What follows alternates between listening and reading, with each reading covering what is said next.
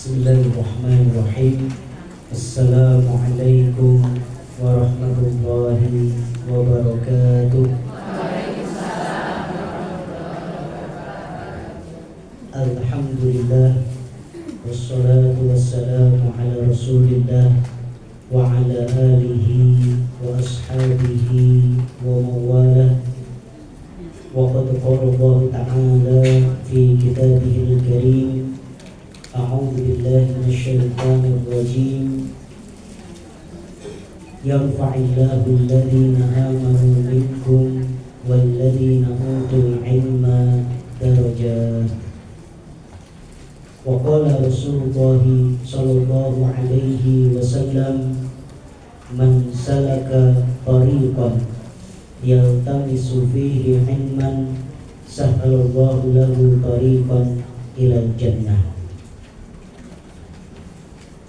Fa inna asdaqal hadithi kitabullah wa khairal hadi hadi Muhammadin sallallahu alaihi wasallam wa syarrul umuri muhdatsatuha fa inna kulla muhdatsatin bid'ah wa kulla bid'atin dhalalah wa kulla dhalalatin finnar. Ma'asyiral muslimat wa zumratal mu'minat, arsyadakumullah. Apa kabar ibu-ibu? Sehat semuanya? Bahagia semua? Kalau pas pengajian seperti ini semuanya lupa dengan masalahnya di rumah masing-masing, semuanya lupa dengan utangnya masing-masing.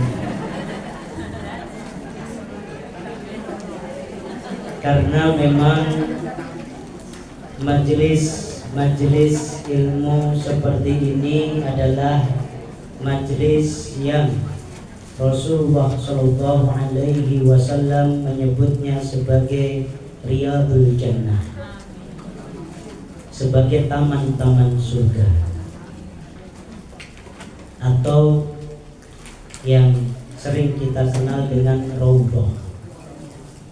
Ibu-ibu tahu Raudhah? Raudhah itu satu tempat yang paling dicari, paling diburu oleh jamaah haji dan umroh saat berada di kota Madinah.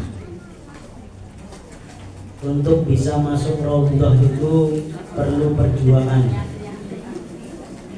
Kalau kami dulu tahun 2007 mulai kuliah di Madinah, masuk ke Raudhah itu masih mudah. Sering kita kalau pas lagi ujian semester belajar bawa buku itu ke Raudhah. Dari habis asar bablas sampai isya, nggak diusir-usir. Ya, karena masih sangat longgar. Itu 2007. Tahun-tahun berikutnya semakin susah. Masuk ke Raudhah harus antri, bahkan sampai antri 3 tahap. Kemudian saat ini masuk ke Raudhah tambah susah lagi, harus daftar secara online terlebih dahulu. Nanti kalau sudah daftar secara online baru akan dapat barcode. Ketika masuk nanti dicek barcode-nya. Nanti masuk Raudhah baru berapa menit sudah diusir-usir. Ya, karena banyak sekali orang berebut. Apalagi ibu-ibu, kasihan. Ibu-ibu itu jumlahnya lebih banyak, tapi waktunya lebih sedikit dan tempatnya lebih sempit. Maka sering kali kita dapat cerita dari jamaah, kadang sholat di Raudhah ketika ruku di atas pantat orang lain. Pernah ruku di atas? Ya.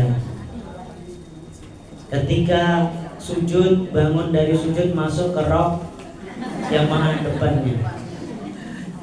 Karena memang berdesak-desakan dan menjadi tempat yang paling diburu.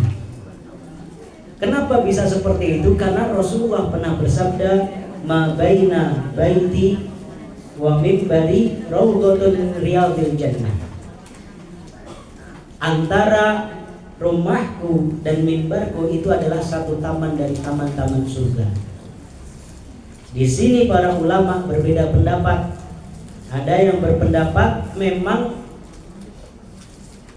tempat itu antara rumah Rasulullah sampai mimbar Rasulullah itu betul-betul nanti akan diangkat menjadi bagian dari surga. Tetapi ada juga tafsiran yang lain kenapa tempat itu menjadi satu taman dari taman-taman surga, karena disitulah dulu Rasulullah SAW bermajelis ilmu, taklim, pengajian kayak gini antara Nabi dengan para sahabat, hingga kemudian tempat itu dikatakan sebagai Raudhatun min Riyadil Jannah, satu tempat, satu taman dari taman-taman surga. Ini dikonfirmasi dengan hadis yang lain di mana Rasulullah SAW bersabda, "Idza marartum bi riyadil jannah farta'u." Jika kalian melewati taman-taman surga, maka mampirlah, singgahlah, petiklah, ambillah sesuatu darinya. Saat itu para sahabat mendengarkan sabda Rasulullah SAW ini bertanya, "Ma hiya riyadul jannah ya Rasulullah?" Apa itu riyadul jannah? Rasulullah menjawab, "Riyadul jannah majalisul ilm." Taman-taman surga itu adalah apa? Majelis-majelis ilmu, majelis-majelis taklim. Dan kita berharap termasuk majelis kita ini ya adalah taman surga. Jadi ini adalah keberkahan untuk kita, juga keberkahan untuk tuan rumah. Ya, rumah makan Kadipolo mudah-mudahan tambah berkah dengan adanya majelis ini. Ada taman surganya di atas soalnya. Ya, menjadi raudhah min riyadil jannah, menjadi satu taman dari taman-taman surga. Maka ibu-ibu sekalian, saya kalau pas lagi pengajian, kajian atau ngajar di kampus, ngajar di pesantren, kalau pas kita kajian atau ngajar, kalau ada yang tidur saya biarkan. Ya, karena dia sedang menikmati taman surga. Kalau di kelas ada mahasiswa tidur, saya kasih waktu 5 menit sampai 10 menit. Baru tak gugah. Mungkin dia sedang koilulah, tapi koilulah itu cuma sebentar. Kalau banyak turuannya ngomah. Karena mungkin merasakan kesejukan, kedamaian, berada di taman-taman surga, majelis yang hafathumul malaika, dinaungi oleh sayap-sayap malaikat.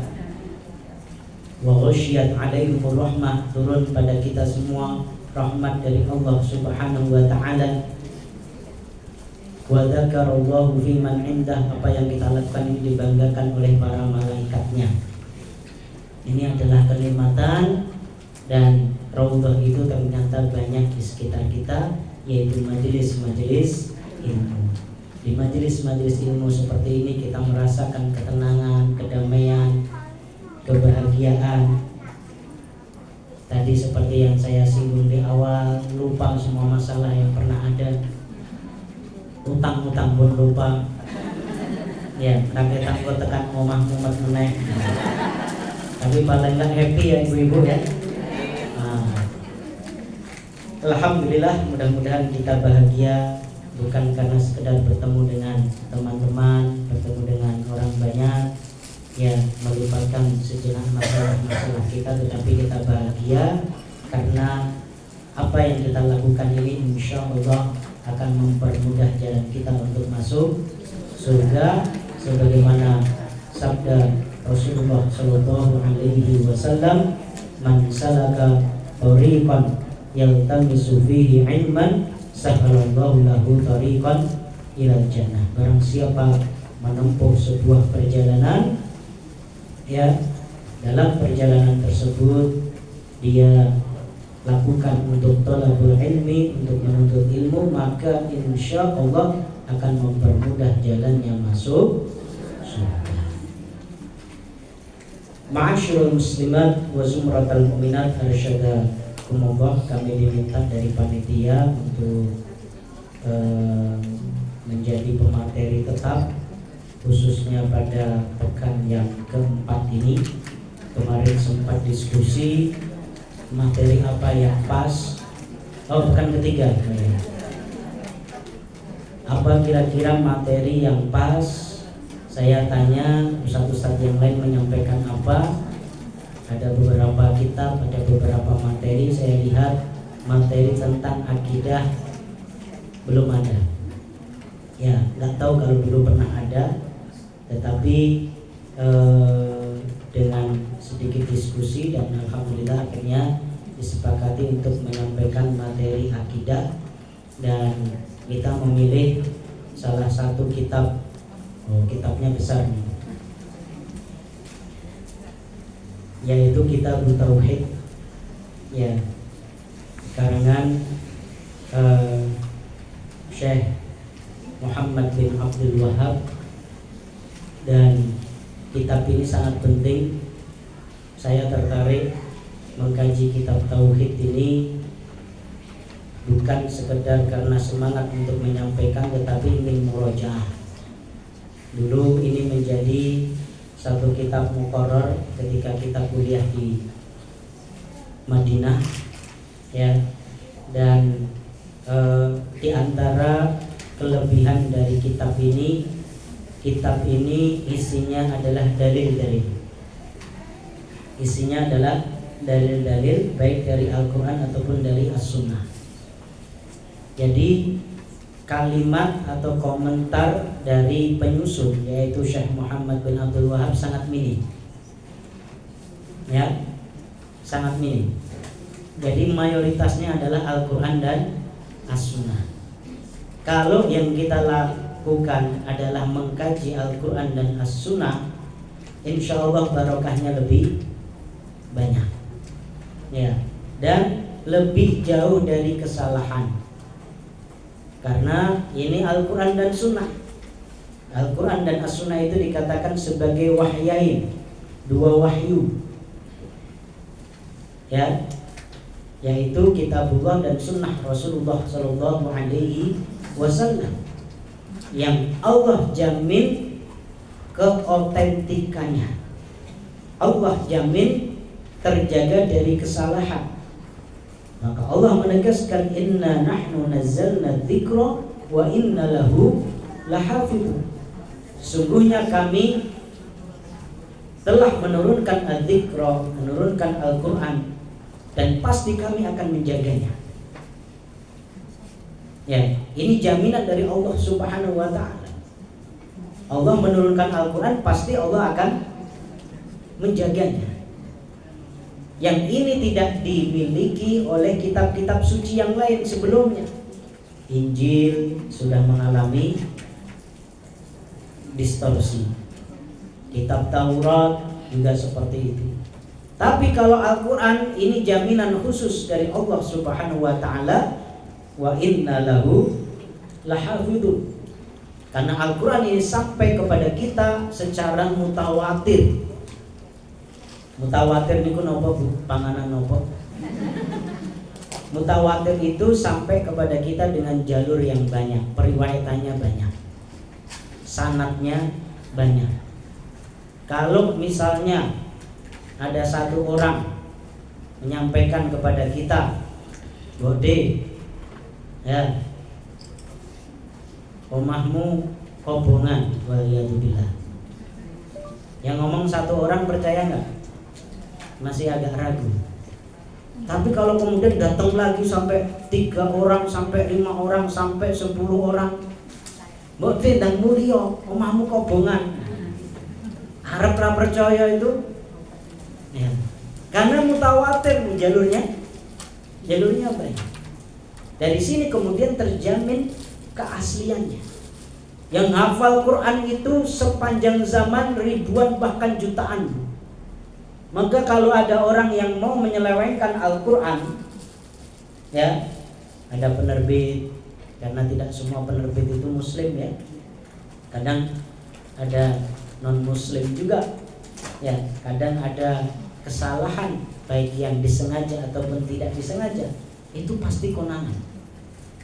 Pasti konangan, ketahuan. Karena apa? Yang menjaga, yang hafal di luar kepala ini banyak. Ini Al-Quran bukan.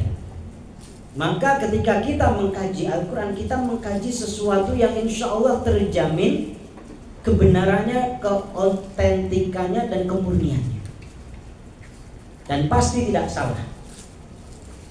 Kalau jenengan mengkaji perkataan seseorang, tulisan seseorang, ya, itu kadang salah, kadang benar. Bahkan ketika suatu zaman dianggap itu adalah kebenaran, tapi nanti dikoreksi di zaman yang lain. Bahkan dalam dunia riset, dalam dunia penelitian, para ilmuwan sudah merumuskan satu rumus tertentu, satu formula tertentu, itu nanti kadang dikoreksi pada zaman berikutnya. Sesuatu yang dikira absolut kebenarannya, kadang kemudian hari terbukti salah. Ya, itu padahal dalam dunia eksakta. Eksak itu kan artinya apa? Pasti gitu. Tapi ternyata nggak pasti juga gitu. Yang pasti benar itu apa? Kalau perkataan Allah, Al-Haq, Allah yang maha benar. Ya, maka ketika kita mengkaji Al-Quran, maka kita mengkaji sesuatu yang pasti benar, absolut kebenarannya. Kemudian sunnah Rasulullah juga, karena nanti beliau Syekh Muhammad banyak menukil hadis-hadis Rasulullah juga. Hadis Rasulullah juga seperti itu. Ini dua wahyu atau wahyain. Ya, maka ada namanya pesantren Darul Wahyain. Maksudnya dua wahyu. Wahyu pertama adalah Al-Quran, wahyu kedua adalah sunnah Rasulullah SAW. Itu juga insya Allah masuk dalam penjagaan Allah Subhanahu Wa Taala. Di antaranya dengan sanad. Dengan sanad. Hadis itu untuk sampai kepada kita itu dengan sanad. Perawinya jelas, Fulan bin Fulan. Kemudian nanti diteliti, ya, dari Abu Hurairah. Kemudian berikutnya dari generasi tabi'in, berikutnya dari tabi'ut tabi'in, dari siapa namanya A'mash, kemudian dari berikutnya siapa Aqwa, dan seterusnya. Ya, itu semuanya sudah jelas itu. Si A'mash ki wonge kaya ngopo, Sulaiman bin Mahran itu orangnya kayak apa, ya, sampai perawi terakhir, sampai dibukukannya hadis itu sudah jelas. Sampai Imam Bukhari, sampai Imam Muslim, itu perawi-perawinya cetok. Gitu ya. Jadi jelas orang ini, kalau bahasa kita sekarang itu, ya, asal usulnya jelas. Iki keluargane piye, sinaune yang ngendi, kuliah yang ngendi, ijazahnya mesti asli. Biar gak ngantor gitu. Gak diragukan. Ya. Sampai ibu-ibu di situ dijelaskan ada ilmu namanya ilmu jarh wa ta'dil. Ya. Ini saya nggak tahu apa yang saya sampaikan ini terlalu berat apa enggak. Ya, ilmu jarh wa ta'dil itu biasanya dipelajari di Fakultas Hadis.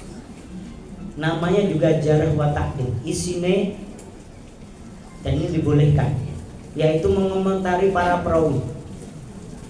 Ada yang dipuji-puji, tapi ada juga yang dicela.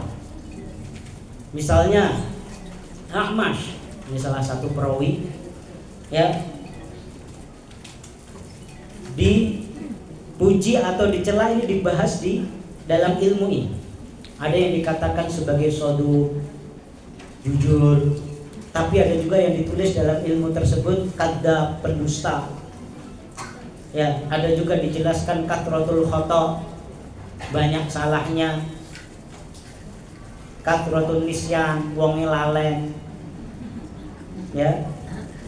Ki nek nyatet akeh salahe. Hah? Wong yo nyatet, wonge teko, lungguhe nang ngarep dhewe. Ketok yo nyekel buku, nyekel pulpen, tapi nek nyatet salah akeh. Nah, itu dibahas. Perawi-perawi itu detailnya sampai segitu.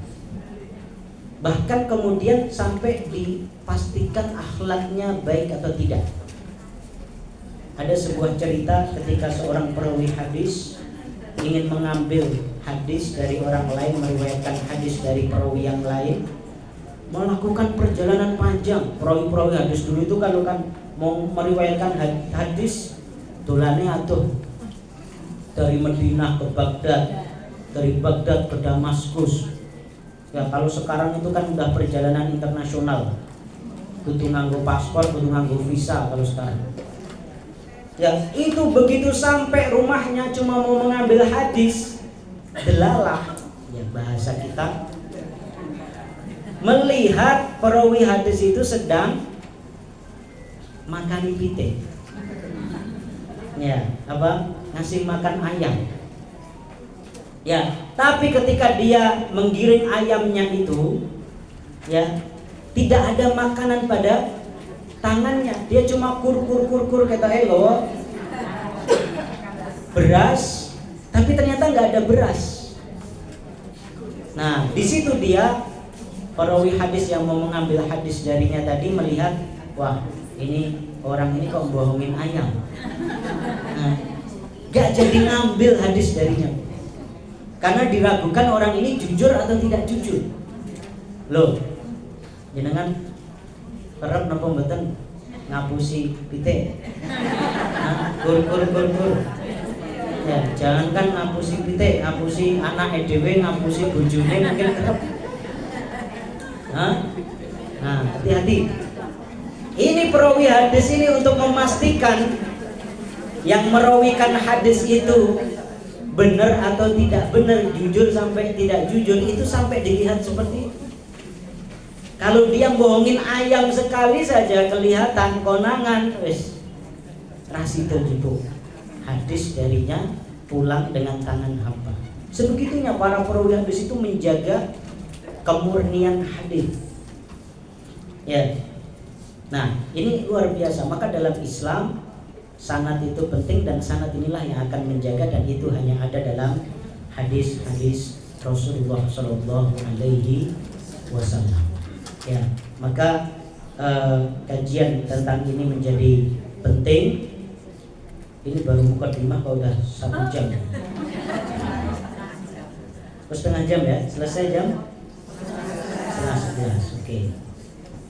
Ya, ini kenapa kemudian kita pilih kitab ini, terlepas dari pro kontra atau kontroversi mengenai penyusunnya dan lain sebagainya, tapi kita mengambil manfaat dari apa yang beliau susun yang isinya memang Al-Quran dan hadis. Dan kenapa kita pilih tema akidah, khususnya tauhid, karena tauhid inilah yang akan menjadi penentu kita masuk surga atau masuk neraka. Ya, ini penting. Ini penting. Ya, karena la ilaha illallah Muhammadur Rasulullah, kalimat tahlil, ya syahadat yang kita ucapkan itu punya konsekuensi. Tidak sekedar kita bersaksi bahwasanya tiada zat yang berhak disembah kecuali Allah Subhanahu wa taala. Tidak sekedar kita bersaksi bahwasanya Nabi Muhammad itu adalah utusan Allah, tetapi semuanya itu punya konsekuensi. Harus dibuktikan dan harus ada tindak lanjutnya. Termasuk ketika orang itu mentauhidkan Allah Subhanahu wa taala atau menyekutukan Allah Subhanahu wa taala, dua pilihan itu nanti akan menyebabkan dia di neraka atau di surga. Inilah yang akan kita kupas, karena Ini adalah sesuatu yang sangat mendasar. Ya, Allah Subhanahu wa taala berfirman, A'udzu billahi minasyaitonir rajim. Innallaha la yaghfiru ay yushraka bihi wa yaghfiru ma duna dzalika liman yasha. Sesungguhnya Allah Subhanahu wa taala tidak akan mengampuni dosa syirik. Wa yaghfiru ma duna dzalika liman yasha, tetapi Allah akan mengampuni dosa-dosa lain selain dosa syirik bagi siapa yang dikehendaki.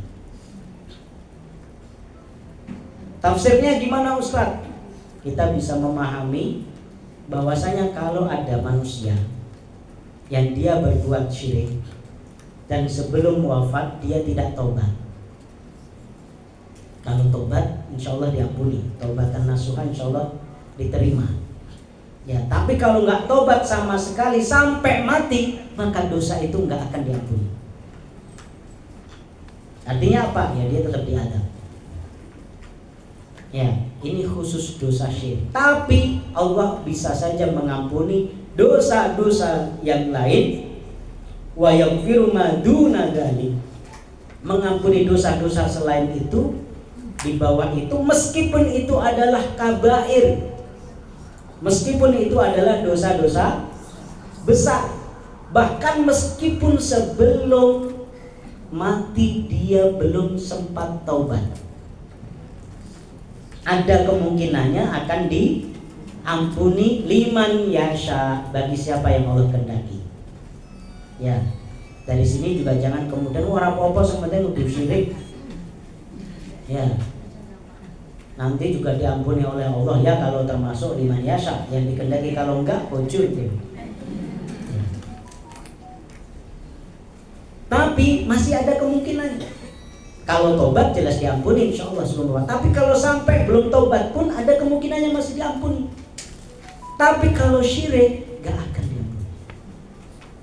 Ya, maka materi tentang tauhid ini materi yang sangat penting, karena ini tentang nasib kita dunia akhirat. Ya. Bahkan ketika kemudian ngapunten, ini bukan berarti meremehkan dosa besar ya. Kemarin sempat viral ya, ada ustadz yang seolah-olah meremehkan dosa minum khamr dan lain sebagainya gitu ya.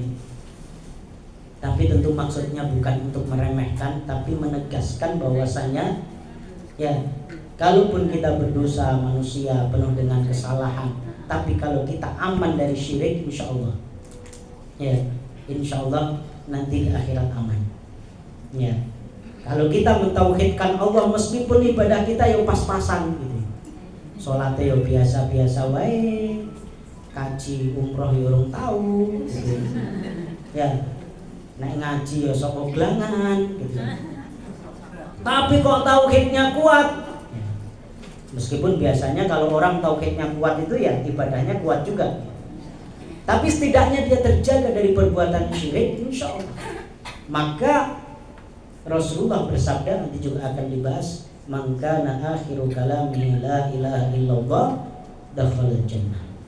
Barang siapa yang akhir kalamnya itu adalah la ilaha illallah, maka akan masuk surga. Dan akhir kalam sebelum wafat ngomong la ilaha illallah itu susah kalau memang dia bukan muwahhid.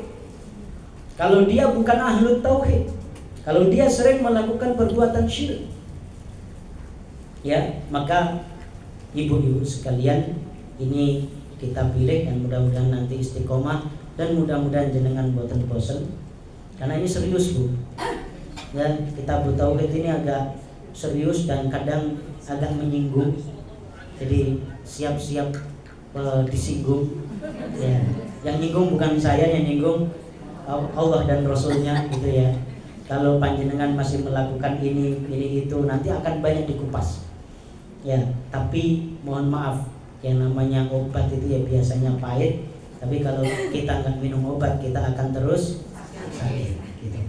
Ya, bukan bermaksud apa-apa, bukan anyel kalih panjenengan boten gitu ya.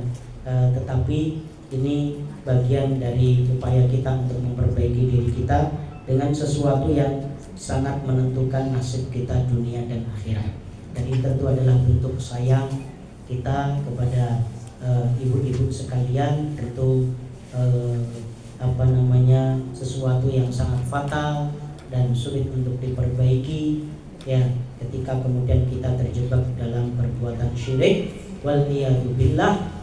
Kalau sampai kemudian itu dibawa sampai mati, maka Rasulullah SAW mencontohkan kepada kita satu doa yang dimuat dalam beberapa buku zikir, diantaranya dalam Al-Ma'thurat. Allahumma inni a'udzubika min an usyrika bika syai'an na'lamu wa astaghfiruka lima la a'lam. Ya Allah, aku berlindung kepadamu untuk melakukan perbuatan syirik yang aku ketahui dan tidak aku ketahui, dan aku meminta ampun kalau aku melakukan perbuatan syirik yang tidak sadar. Karena kita kadang nggak sadar, ya. Karena ini fatal banget bahayanya. Ya, dosa-dosa yang lain tadi wa yaghfiru ma duna dzalika liman yasha. Tapi kalau dosa syirik niki fatal. Ya, maka ngapunten, insyaallah kita akan bahas ini. Dan sebelumnya saya sampaikan disclaimer, ini agak berat meskipun saya akan coba untuk menyederhanakan sesederhana mungkin. Dan kalau ibu-ibu bisa mencari bukunya yang terjemahan tentu lebih bagus. Sudah banyak dijual, cari Kitab Tauhid ya. Kalau ini tebal karena ada syarahnya ya. Ini kita pakai Fathul Majid, syarah Kitab Tauhid. Syarahnya banyak, ada Taisirul Azizil Hamid, ada Qurratul Uyun Al-Muwahhidin dan lain sebagainya. Karena ini memang kitab yang penting untuk dibahas, tetapi kita akan fokus saja kepada matan-matan yang ada. Kalau ibu-ibu bisa mendapatkan bukunya terjemah Kitab Tauhid baik online ataupun offline, insyaallah juga di offline juga sudah banyak, di Play Store mungkin bisa didapatkan. Ya, itu tentu akan lebih baik, lebih bisa maksimal dalam menyimak materi kita. Ini jamaah sekalian yang dirahmati oleh Allah Subhanahu wa taala, dan Syekh Muhammad memulai pembahasan beliau dengan menuliskan Bismillahirrahmanirrahim. Sebelum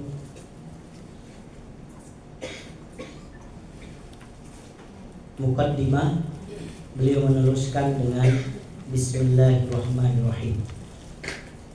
Ya, ini penting, dan ini menjadi kebiasaan para ulama.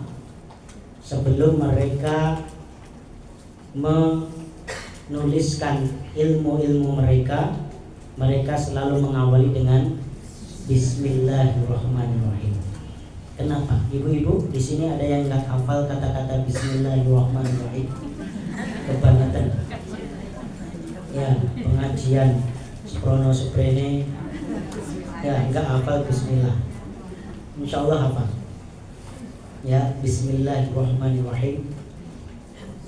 Dalam kalimat Bismillah, pertama ini mengandung tauhid, khususnya tauhid uluhiyah, yaitu ifradullah ta'ala bi af'alil ibad. Bagaimana kita mengesahkan Allah Subhanahu wa taala dengan perbuatan-perbuatan kita, di mana dengan mengucapkan bismillah itu kita menguatkan pada diri kita bahwasanya kita melakukan ini. Termasuk para ulama menyusun buku ini hanya karena Allah. Ini penting ya.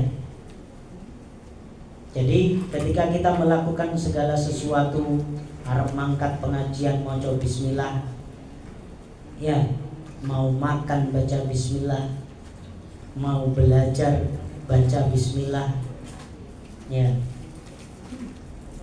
bahkan ngapunten mau berhubungan biologis suami istri baca bismillah, ya. itu merupakan penguatan pada diri kita bahwasanya kita melakukan itu semua hanya karena Allah, bukan karena yang lain. Ini penting. Ya, maka kalau bisa refleks dulu ya. Kalau bisa refleks, harus ngopong-ngopong bismillah. Bismillah. Kayak mbah-mbah kita dulu.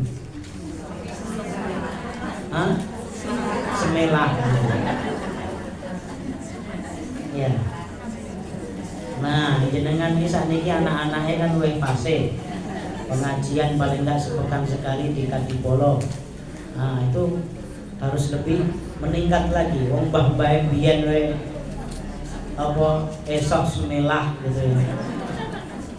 Nah, kita bismillah dengan menyebut nama Allah. Ya. Di sini sekali lagi merupakan tauhid. Bentuk tauhid kita mengikhlaskan semua yang kita lakukan ini karena Allah. Kemudian fadilah yang lain apa? Ya. Kullu amrin dibalin lam yubda fi bismillah fahuwa aqta. Semua perkara yang tidak diawali dengan bismillah maka dia terputus. Terputus apa? Terputus dari keberkah, gak barokah. Jenengan makan sanajan wis ngeleh, sanajan wah sudah tersaji makanan yang begitu enak. Nah, lupa baca bismillah, terputus dari keberkahan. Barokah niku nopo? Barokah niku al khair al kathir al mutazayid. Kebaikan yang banyak dan terus menerus bertambah. Barokah niku kalau melekat pada waktu yang sedikit akan terasa luas, banyak. Waktu yang sempit akan terasa longgar. Barokah itu kalau melekat pada harta meskipun sedikit, insya Allah akan membawa maslahat, akan membawa banyak manfaat.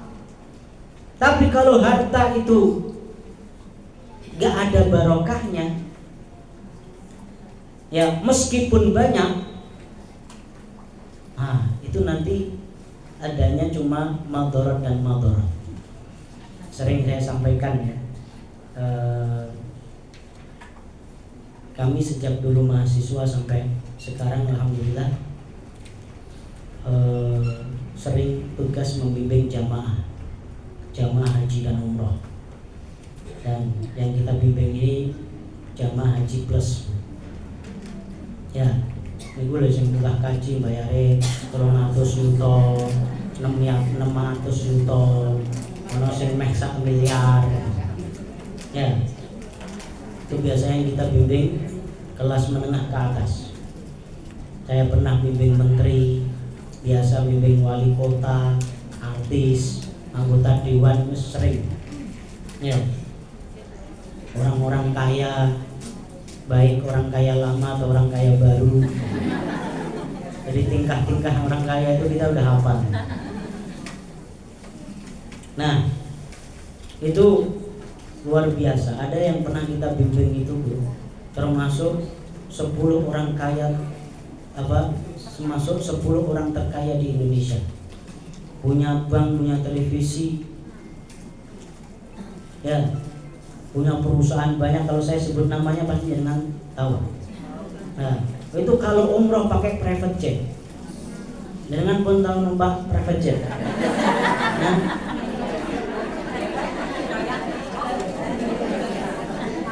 numpak odong-odong tuh. Private jet niku pesawat private, pesawat khusus. Niku penumpangnya cuma dia sama istrinya.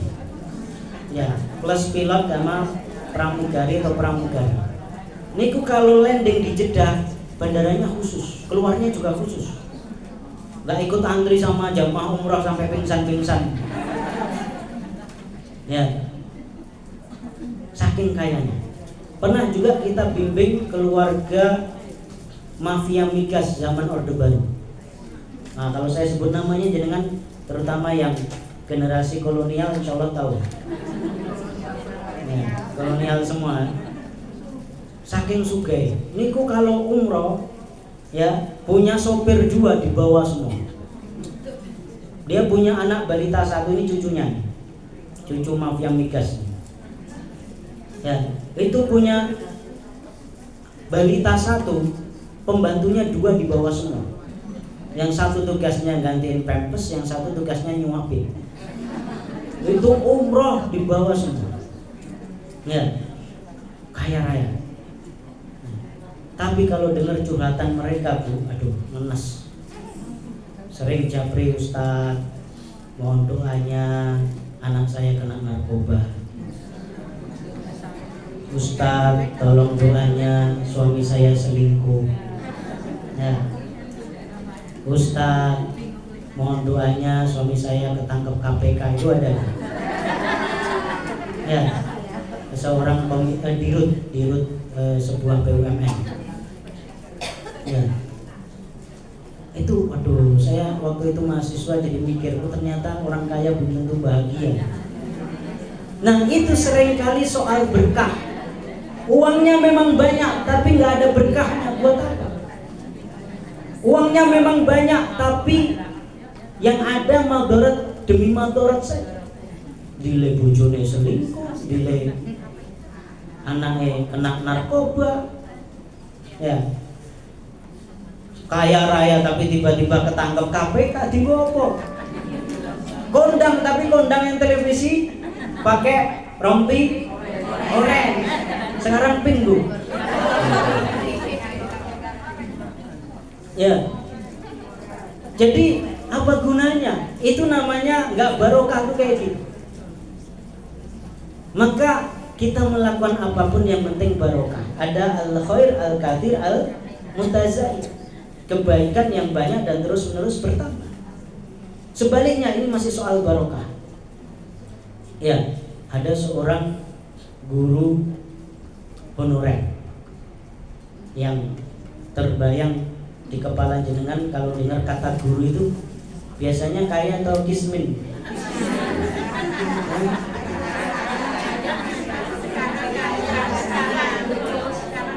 Kaya niku nek sing pun angsal sertifikasi.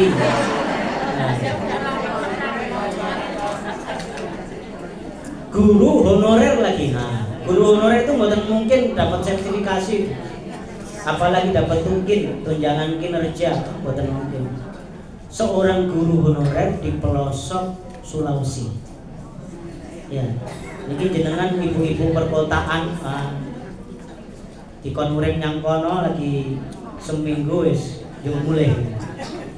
Ya. Arep jajan bakso bingung, tuku mie ayam angel, mboten enten wong dodol angkringan.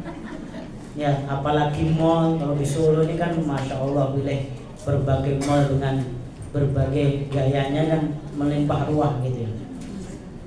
Ini guru honorer, sudah guru honorer lagi. Saya tahu Bu, karena saya juga guru. Ya, gaji kita berapa, gaji guru-guru yang lain berapa kita tahu. Ya. Honorer lagi. Kesenjangan antara tetap sama honorer itu jomplang banget. Di pelosok. Dan tahukah ibu-ibu anaknya 16?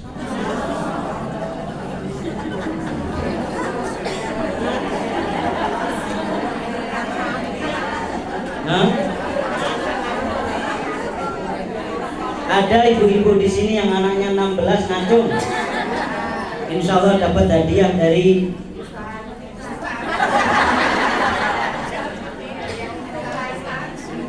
bakso Katikolong ya Bu. 16 Bu. Bayangkan guru honorer anaknya 16. Tapi kalau panjenengan lihat di televisi waktu dia diwawancarai, itu dalam kondisi sumringah, senyumnya cerah, seperti nggak ada beban. Ya, boten kayak wajah-wajah jenengan. Enggak, kalau pas lagi di pengajian gini sumringah. Engkau dilongkas momen meneh. Ya, Itu Masya Allah diwawancarai televisi luar biasa. Sumringah, cerah, senyum terus. Ya, dia cerita anaknya 16 itu sehat-sehat, jarang sakit, pintar-pintar, cerdas-cerdas, dan hafidh Quran. Itu kalau berkah. Ya, kalau berkah kayak gitu, meskipun sedikit, tapi apa yang disuapkan kepada anak-anaknya itu menjadi daging, menjadi darah, menjadi akhlak yang baik, menjadi otak yang cerdas, menjadi badan yang sehat, menjadi adab yang mulia. Itu kalau berkah. Maka hati-hati ibu-ibu kalau punya anak kok dikandani ngengkel, ya, beling, bengkaleng, apa mulai, ya, dikonsolat angele rajamak, ya, dimarahi kok malah marah lebih keras lagi, gitu, banting pintu dan lain sebagainya. Salah satu yang diperbaiki itu rizki yang kita berikan itu barokah apa enggak, halal atau tidak, ya, karena ini pengaruhnya besar. Dan salah satu sumber keberkahan itu adalah ketika kita melakukan sesuatu baca bismillah. Maka ini bukan sekedar untuk memperkuat tauhid kita, khususnya tauhid uluhiyah, tetapi juga bagaimana dengannya kita ngalap berkah dengan menyebut nama, bukan nama yang lain, bukan nama si dia, bukan nama hawa nafsu kita, bukan karena untuk ketenaran, bukan untuk popularitas, bukan wah kayak sugih men kayak, ya, wah kayak nyait men, wah kayak kok pinter men. Nah, itu atas nama yang lain jangan, tapi semata-mata hanya karena Allah. Ya, selain itu tentu adalah untuk ngalap berkah. Ini makna dari kenapa dimulai dengan bismillah, ya, dan dijelaskan kullu amrin tibalin lam yubda fihi bi bismillah ar-rahman ar-rahim fahuwa aqta. Ya, ini hadis diriwayatkan oleh Ibnu Hibban. Kemudian ma'asyiral muslimat wa zumratal mu'minat arsyadakumullah, dengan mengucapkan bismillah itu maknanya kita minta tolong kepada Allah. Ya, minta tolong kepada Allah. Maka sebagian mu'allif itu selain mengucapkan bismillahirrahmanirrahim ditambahi wa bihi asta'in, dan dengannya aku minta tolong. Jadi kata-kata bi ini adalah harfun jar, itu diantara maknanya adalah dengan menyebut nama Allah itu bukan hanya sekedar menyebut, bukan hanya meluruskan niat, tetapi kita minta tolong sama Allah. Iya, kita ini butuh Allah nggak Bu? Dalam masalah-masalah besar saja atau masalah-masalah kecil juga? Hah? Semuanya. Beneran? Tapi kita pernah minta tolong Gusti Allah dalam masalah kecil nggak? Hah? Pernah nggak?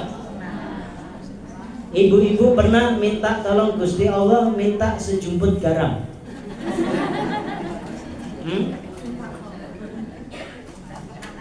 Pernah nggak? Garam Bu, atas garam Bu. Garam itu bahasa Jawanya apa? Iya. Kemarin hari Rabu kemarin saya habis silaturahmi ke pesantrennya Gus Bahak di Rembang, ya, LP3IA. Pas pulang itu melewati apa? Pertanian garam, ya, tambat garam itu luar biasa. Meskipun nenes juga, Indonesia dengan garis pantai terpanjang nomor 2 sedunia kok masih impor garam. Ya, garam itu wonten regane murah napa larang? Ya, saya tanya, Jenengan pernah doa minta garam? Hah? Belum pernah. Nah itu masalah kita. Kita itu hanya merasa butuh kepada Allah dalam masalah-masalah besar. Nek diutang lagi donga. Nek pengen lunasi omah lagi donga. Nek sakit baru doa. Padahal kita butuh kepada Allah fis shaghir wa fil kabir. Butuh kepada Allah dalam perkara-perkara besar atau perkara-perkara kecil. Maka para salafus soleh itu ketika mereka butuh sejumput garam, ini nyata Bu. Ya, para salafus soleh, orang-orang soleh terdahulu, ya, pergi ke dapur, qadarullah garamnya habis. Itu sebelum dia ikhtiar beli garam atau nempel garam ke tetangga. Ya, di sini ada bahasa nempel nggak? Ada. Nyileh garam ke tetangga.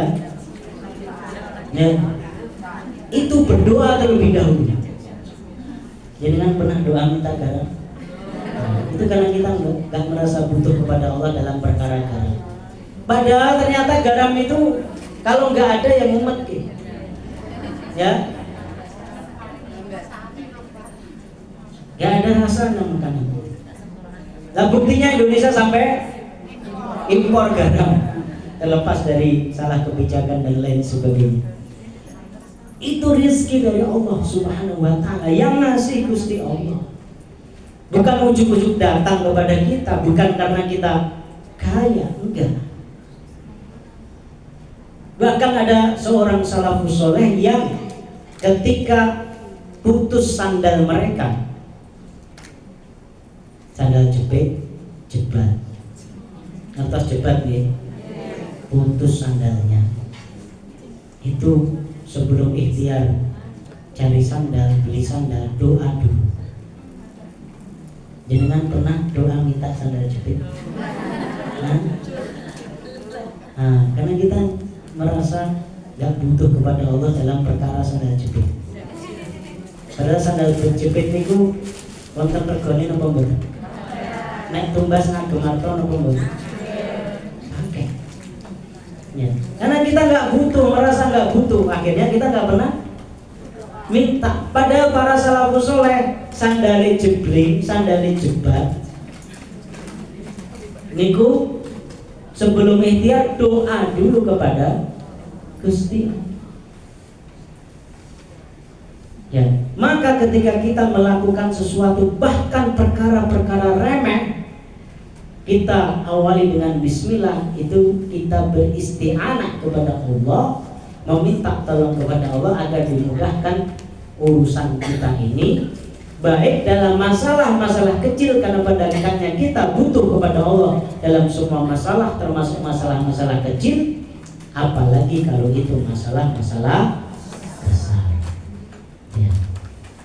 Ini baru baca bismillah saja sudah 1 jam. Gak apa-apa Bu, dikit-dikit ya. Ya, sedikit demi sedikit, lama-lama menjadi tinggi. Demikian yang bisa kita sampaikan, mudah-mudahan bermanfaat. Ya, kita baru bismillah, habis ini alhamdulillah. Baru kemudian kita akan bahas berbagai dalil-dalil yang disebutkan oleh dalil. Kita akhiri majelis kita. Ya.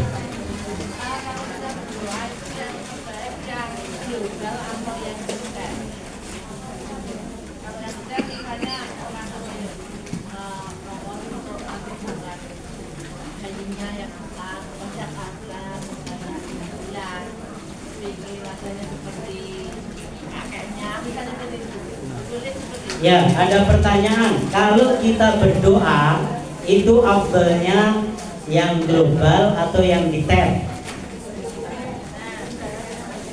Ya, ini afdal atau tidak afdal tergantung kondisi. Ya, kalau dalam kondisi waktu yang sangat singkat, kesempatannya terbatas, maka lebih bagus kalau kita doa secara global. Ya. Dan doa secara global ini menunjukkan husnudzon kita kepada Allah. Bahwasanya Allah tahu apa yang kita butuhkan. Ya. Dan bentuk kita percaya kepada Allah, Allah pasti akan memberikan yang terbaik. Tapi kalau misalnya kita punya kesempatan waktu yang banyak, doa secara detail pun nggak masalah. Ya Allah, aku mudah-mudahan dapat suami yang ganteng kayak Lee Min Ho, ya, cerdas, soleha, tajir, ya, detail gitu ya. Sing boten ado-ado wong Solo mawon. Ya, sing anak pertama bukan anak terakhir. Wah. Doa kayak gitu boleh nggak, Bu? Hah? Boleh nggak? Boleh. Tetapi jangan sampai itu bukti kita mendikte Allah. Kalau kita memang menginginkan seperti itu ya nggak apa-apa disampaikan, tapi jangan kuduwi. Kok nara entuk sing wong Solo, misalnya jodohnya ternyata dari luar Jawa bersulong. Delalah jodohnya ora seganteng Lee Min Ho. Siapa yang Lee Min Ho? Oh ini zaman kolonial, ya, paham? Ya, ternyata nggak sekaya yang kita inginkan jadi bersulong. Itu nggak benar. Tapi kalau kita punya keinginan, selagi keinginan itu adalah halal, punya suami yang kaya boleh nggak? Nah, pengen punya suami yang ganteng boleh nggak? Kalau itu kita sampaikan kepada Allah bukan bentuk dikte, ya insya Allah nggak apa-apa. Yang penting halal, sampaikan saja. Ya, toh kita mintanya kepada Allah, tapi dengan siap-siap, kewaspadaan, diberi alhamdulillah. Kalau tidak diberi berarti ya itu bukan yang terbaik untuk kita. Allah memberikan yang lebih baik, lebih pas untuk kita. Jadi gitu Bu ya. Boleh saja doa detail, tetapi jangan sebagai bentuk dikte, jangan sebagai bentuk nanti harus begitu, dan ketika nggak diberi kemudian kita meratapi diri, apalagi menyalah-nyalahkan takdir. Nah itu nggak benar. Ya, tapi kalau itu bagian dari rojak kita, pengharapan kita kepada Allah, dan seperti yang dicontohkan oleh para ulama, mereka itu meminta kepada Allah dalam masalah kecil dan masalah besar. Ya, pokoknya kalau semuanya mintanya kepada Allah, minta apa saja bagus. Dan para salafus soleh itu ham mereka yang mereka pikirkan bukan hamul ijabah, seperti apa yang dikatakan oleh Abu Bakar As-Siddiq dan Umar Ibn Khattab.